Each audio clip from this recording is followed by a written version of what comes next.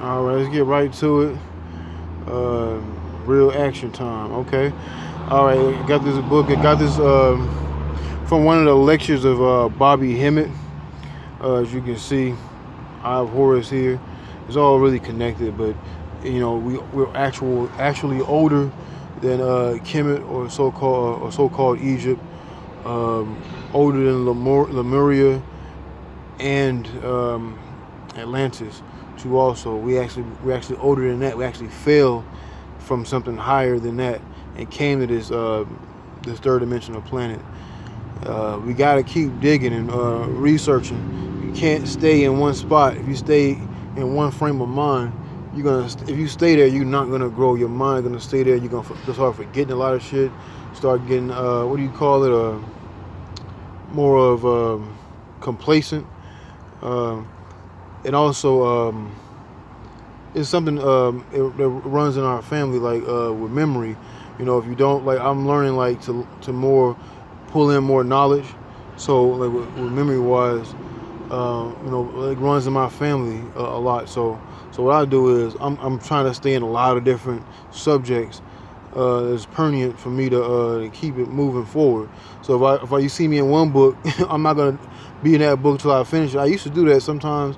I mean, you can get through a book, of course, but staying in different subjects, and plus you keep whoever's on your tail off you, if you know what I'm saying. Like if you're on this, if you put out information, giving out different types of information, and not staying in one spot, you can always have something else different to say, or have something else different to give to your people, and also you pulling in different information. All right, so this is the Encyclopedia of Cthulhiana. You can find this in like comic book stores, or you can find this in actual bookstores. But they have role playing games where they do this. I learned about this to one of Bobby Hemmett's lectures, and I actually said, this is one of the first books I really started getting when I started getting into the occult realm, the Necronomicon by School Press, and the Relay Text by School Press. And all right, but it's a guide to Lovecraftian horror, Call of Cthulhu fiction, Chaosism book. All right. Okay, when I cracked this book open yesterday. When I first got it, I was like, man, this is like a whole bunch of, this is an encyclopedia, so they're gonna just give you a lot of different titles. Like, I can open that book up another time. I had this book for about maybe almost a year, and I'm just really just getting into it. So everything happens at the right time for a right reason. Okay, but when I open this book up, like they say, you open up a book when it's your time to read a book or whatever, or you know what I'm saying? Like I don't really reading novels like that, because you have to stay in the storyline. So like when it's information, you can just open it up, and so most times it'll be something pertaining to you or something you're going through. So when I opened it up, I was right here at Brotherhood of the Black Pharaoh. I was like, okay. So it's an encyclopedia, so they're going to give you references, and they have references at the bottom of each subject what it's dealing with. 333 just passed. All right. Okay, so what I'm gonna do is read off everything that I found that was pertaining to everything that I have first started out. This is the first page I opened up to. I just cracked open the book and just picked the page. This is the one, right? So, okay, let me get the reading. All right. Before I start reading, man, do the work. Man, stop always looking for somebody to give you something. Go dig for it yourself, and you might have some information I can find that somebody else might find. I'm like, man, y'all might put me up on something. I don't know everything at all. I'm going through it my damn self. I'm just things I find. I'm gonna put it out for my people so they'll have it. So if y'all have something or whatever, just put it out. You know what I'm saying? We ain't gotta be professional people. I don't edit anything. I just hit pause and record on my phone, and I don't and that's it. I don't edit anything. I don't have any editing programs. YouTube has gotten too professional to the point where people feel like I can't do it. No, it's just press record. You got a pause button on your phone, pause it, get right, and then get right to it. All right. Brotherhood of the Black Pharaoh. It's a cult devoted to the return of the Black Pharaoh avatar of Nyarlathotep. So I heard about this Nyarlathotep before. So I'm like, oh, okay. So when I started hearing about Nyarlathotep, I said anything that's connected to it or that's in the in these right here, underneath the description of each subject, what I do is I'll go right to all of those. And any one of those that are connected, I'll go right to those too. So that way you have a real overview of everything and not just one aspect of a whole subject. Okay. Is the Avatar Nyarlathotep. The group's leadership has remained primarily Egyptian, but in recent years, its branches have been attracting members from all backgrounds and nationalities. This group has known affiliations with the cult of the Bloody Tongue, the Starry Wisdom Church, and the Brotherhood of the Beast. The subcult of this group, the Children of the Sphinx, is dedicated to the production of animal-headed composite mummies. So as you know, a lot of deities that had half animal bodies and half either heads or bodies or animal heads or human bodies. So so that it entires to it. Okay.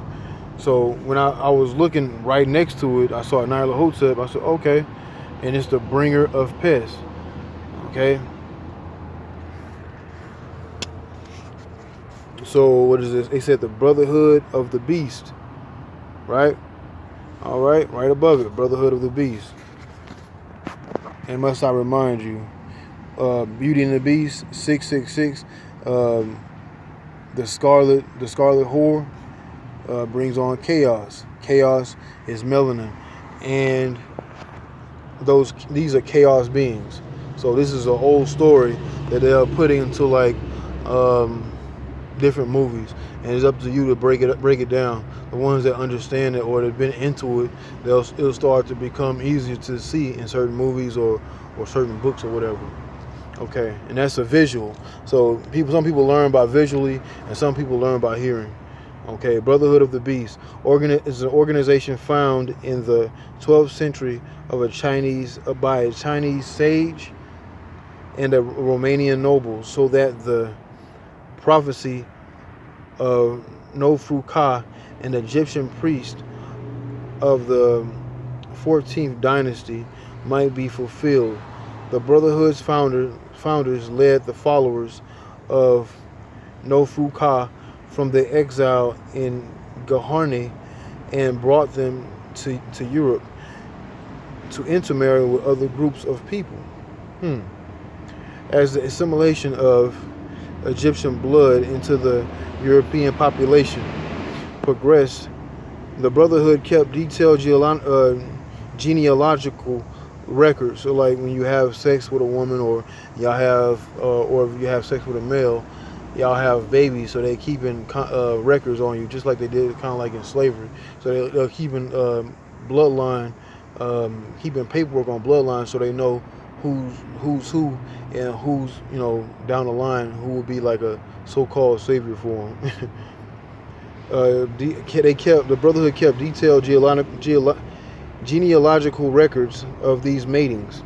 They hoped that one day a child will be born who would fulfill the high priest prophecy and aid Nyarlathotep in returning to Earth. Over the centuries, the Brotherhood has gained a great deal of power and has greatly expanded its membership as it continues to strive towards its goal. It has failed in several of its schemes. However, its attempts to form its own East Europe state were unsuccessful, and one chosen child was killed by a summoned monster.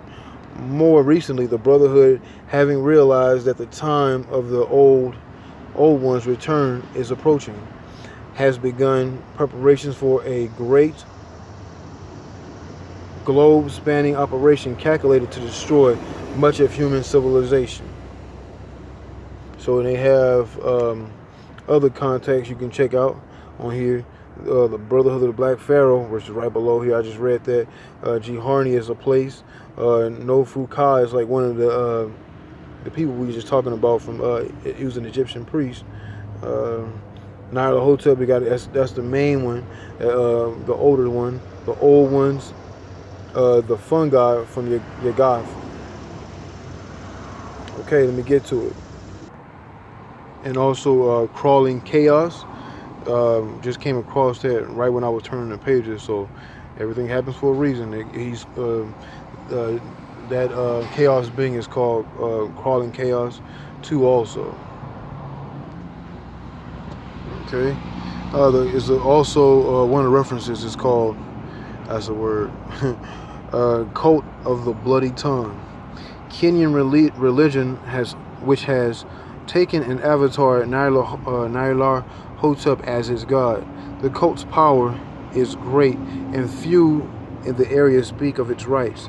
It has a few branches elsewhere in the world, but these are quite weak in comparison to the main organization. The cult was possibly responsible for the Mau Mau campaign of terror in the 1950s.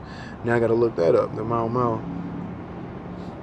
You can also these are all references we already looked at. The Black cult, Brotherhood of the Black Pharaoh. We gotta check out Nyarlathotep. All right, we're going to the next one. Also, the Dark Demon is known as Nyarlathotep 2 also. Reference C Nyarlathotep, parentheses Dark Demon. Also, the fable of Nyarlathotep, the history of Nyarlathotep's rise to power, the forgetfulness of his worshippers, and his eventual return. The high priest of Egypt's Orthodox faiths suppressed this fable, but it has survived until the present nevertheless. So it must have been like the new, when they say like the new dynasties, they it was more of the light side, and the older dynasties look or practice more toward the dark side. Okay, and also right below it, they call him the faceless god. Right below it, Nyarlathotep, the faceless god. He is also known as the god of the bloody tongue. See Nyarlathotep, god of the bloody tongue. He's also known as the mighty messenger. See Nyarlathotep, mighty messenger. Okay, Nyarlathotep, also known as the crawling chaos or the mighty messenger. The soul and messenger of the outer gods. He is said to dwell in a cavern at the center of the world, accompanied by 2 mindless flutists. Well, anybody that knows anything about the center of the world, now think about it. Where is this? What is held at the center of the world?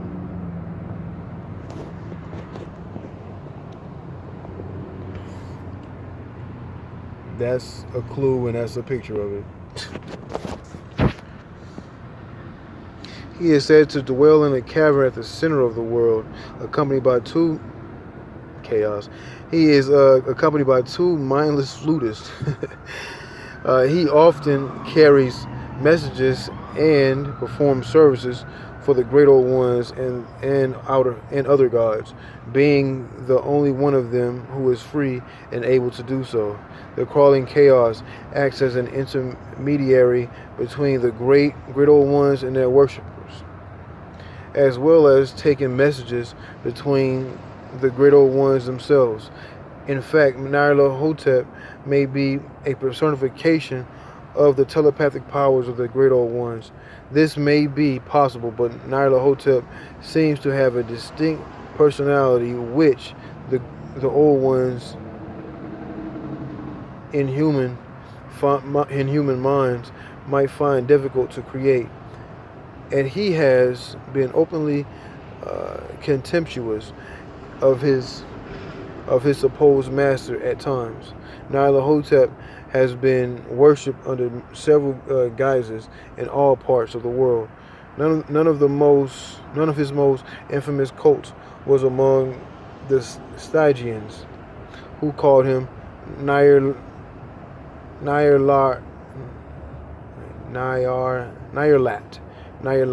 like Lot. Okay, Nyarlat, and brought his worship to Egypt. The crawling chaos was one of the greatest gods in the land of the Nile, where he was the ruler of the underworld, the master of the night, and the patron of sorcerers. After many years, however, the people of Egypt grew frightened of the dark god and struck out all references to him from their records and monuments, reassigning his attributes to other gods such as Set and Thoth. That makes a lot of sense. I understand something now. Okay. Though the enemies of the cult is going to be a bit more of a read because this is one of the main ones. Okay.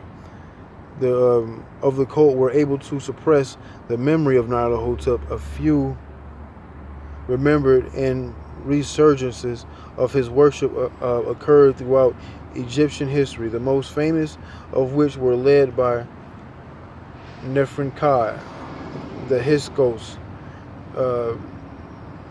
Nofru-Ka, and Nitocris.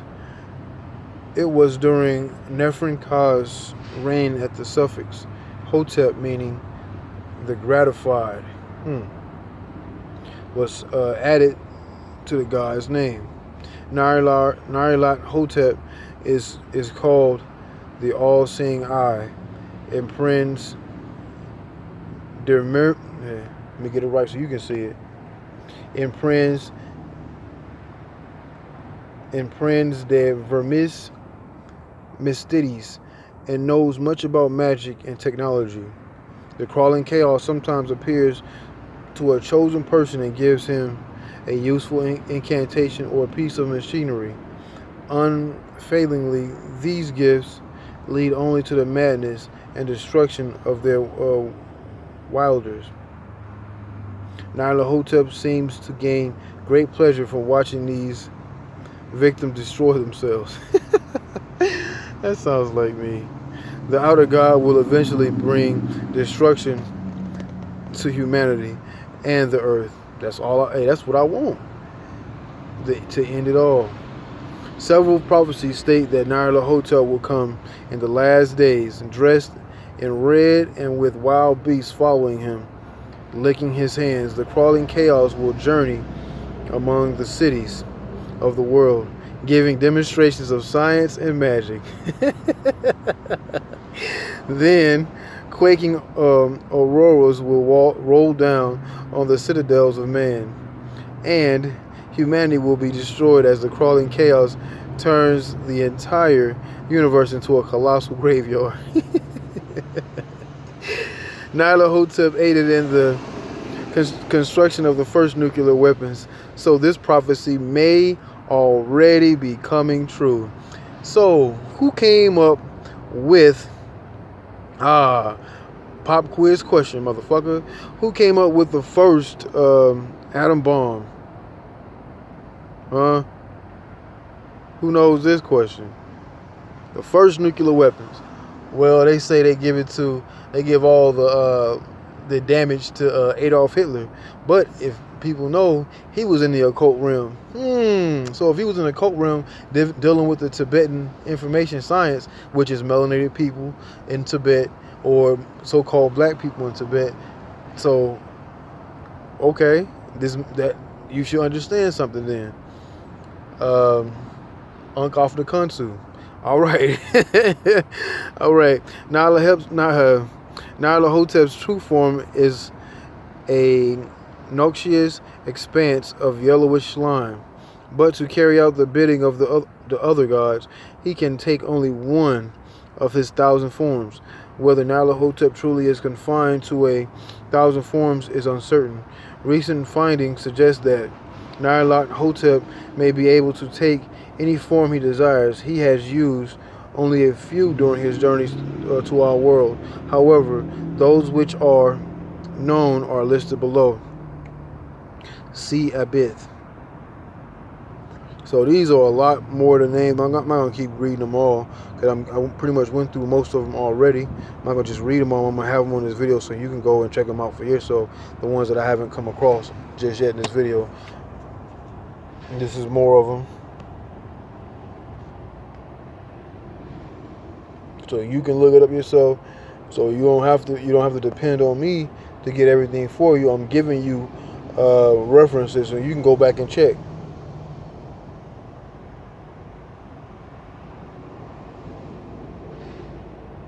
You should be checking these things. Okay, what I'm gonna do is kind of cut it short. I don't want. Well, I could. I'm gonna do that. Cut it short a little bit. Okay. I2, you can find that name in the Congo. That's someplace I actually really want to go to, is the Congo. I've been saying it for years. That's the second largest rainforest in the world, right behind where Brazil's rainforest. Excuse me, the wind's blowing. Oh, fuck that. I ain't saying excuse me no more. So the Congo is, I didn't know that. So that's somewhere I really wanted to go for a while. All right. The Beast. I'm going to read that one because it's a lot shorter. The Beast worldwide. This form of Nyarlathotep manifests itself through the Sphinx. It is the principal being worshipped by the Brotherhood of the Beast. See Brotherhood of the Beast. And these are references. See Brotherhood of the Beast, Nefrenka Nofuka, the fungi of Yaga. The Black Demon. This form is not known to be worshipped anywhere. It is a black-furred, snouted monster which fears the light, though it is not harmed by it. The sunlight. Come on, man. You gotta break this stuff down. They'll put stuff in wording just so you have to get it yourself. Let me see. Where am I? Okay, the formula for summoning it may be found in Negral Kul, a set of tablets in Aklo. A summoner may control the being using certain talismans though the user runs a chance of being attacked himself. The Black Demon is much like the Dark Demon in form, but is much less intelligent than the other avatar is. One in darkness. I'm going to go ahead and read the other one, the A2 in Congo. In this form, Nyarlathotep appears as a huge mound of vicious material with several golden tentacles sprouting from its central mass. A2's worshippers are usually deformed or mutilated natives, though some Europeans, likewise handicapped, have also attained membership. The cult itself was at one time a revolutionary organization opposed to the Belgian overlords. The cult calls, Belgium. I think Leopold. I think it's from Belgium, and they killed so many people from the Congo. So if they kill so many people in the Congo, they actually, of course, they do is you put somebody under your control of a religion. Pretty much that's what religion is more politics, to keep people's minds at bay. So if Leopold killed like millions of people out of the Congo, the cult itself was at one time a revolutionary organization opposed to the Belgian overlords. Got you. The cult calls A2 by using a golden bracelet, usually separated in two parts, to prevent A2 from being summoned by accident. Some have suggested a link between A2 and the Cambodian god Angkor. And there's a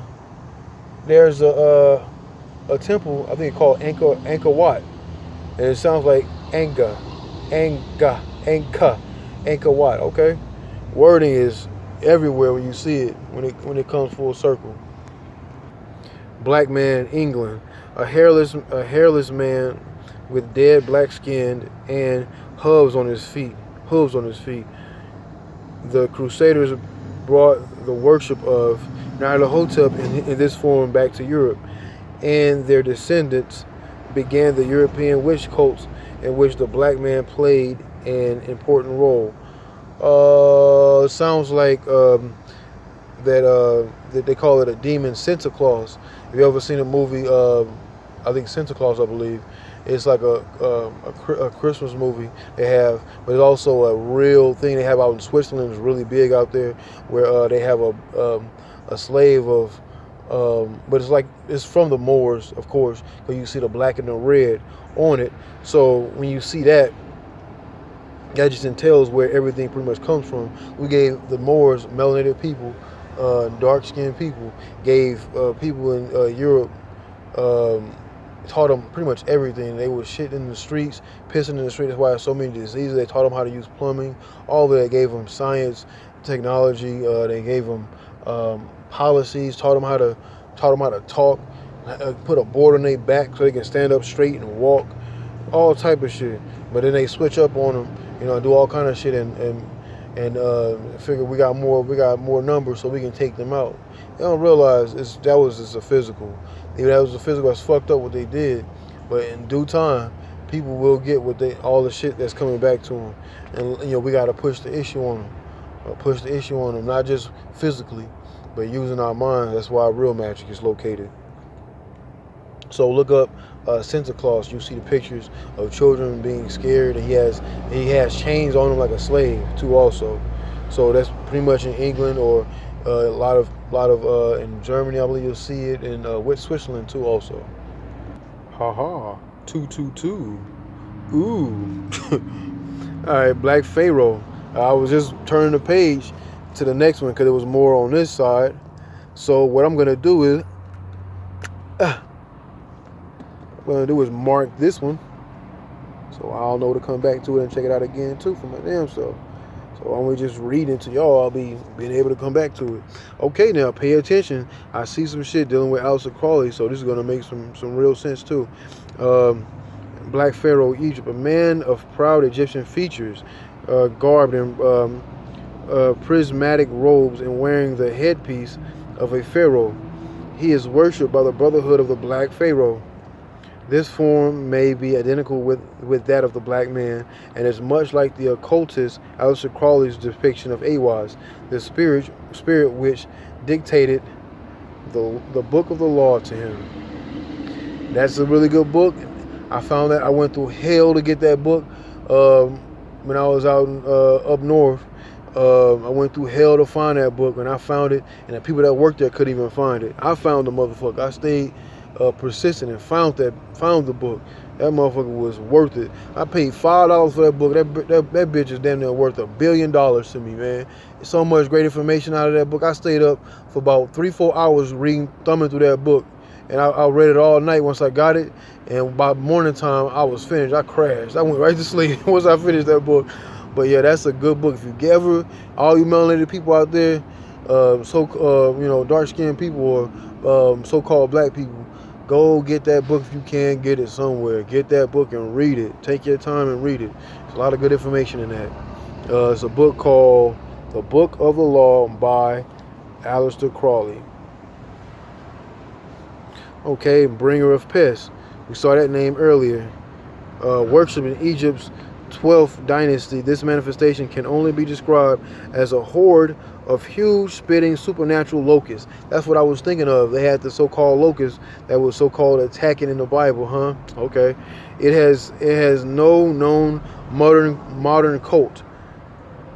The 10 Commandments of Cthulhu hunting. Right.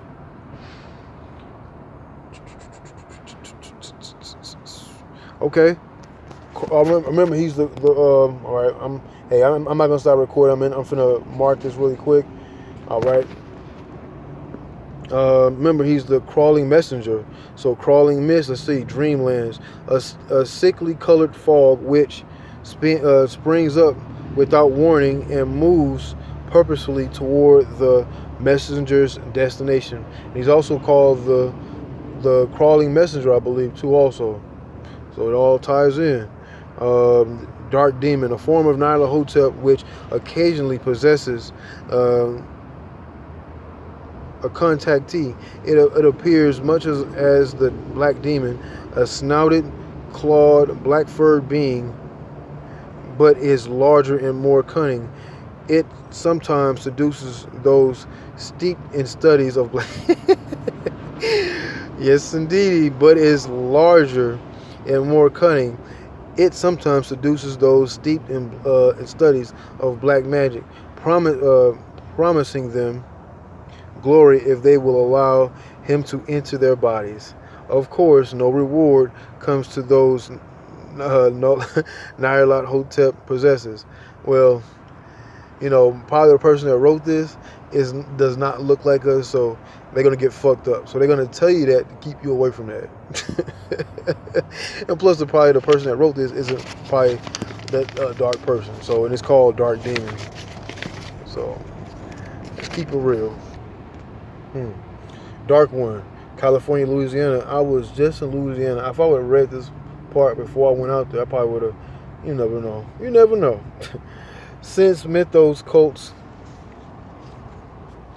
are visited by Nyarlathotep in the semblance of an 8-foot totally black man without a face who can pass through any material barrier at will. I like that. Dweller of Darkness. I'm trying to get through this. We at 31-minute mark, so I'm gonna push the line on it. In the wood of Nagai, Nyarlathotep's sacred wood, the crawling chaos takes the form of a wailing, faceless monstrosity which constantly extends and reabsorbs various appendages. While in this form, Nyarlathotep can temporarily transform into any shape he desires. This avatar usually only manifests itself at night. I see. I just want to read it just because I don't know if it entices, but I just want to read it because I had put out a video on the power of hate, and it was dealing with Bobby Hemmett was something he was talking about in the clip from a movie from Higher Power. It's called Effigy of Hate, Africa. Now, one now extinct African tribe worship the mighty messenger. Wow, okay, I'm glad I read it because the mighty messenger is Nyarlathotep. Worship the mighty messenger in this form, which manifested itself through their war totems. This winged monstrosity allowed its cultists to relive past battles and change the course of their history, a power which in the end did not help them. Okay. Well, we'll see about the new people then, the new people that can do something with it. We don't have to use anything physical for magic. Everything is in your mind. The faceless god, ancient Egypt. In the elder days of the Egyptian civilization, the people worshipped Nyarlathotep in the form of a winged sphinx with a featureless head bearing the triple crown of a deity. The faceless god manifested itself at times through the bodies of his idols. The other priesthoods later suppressed this cult, and it was nearly forgotten, though statues of this being still may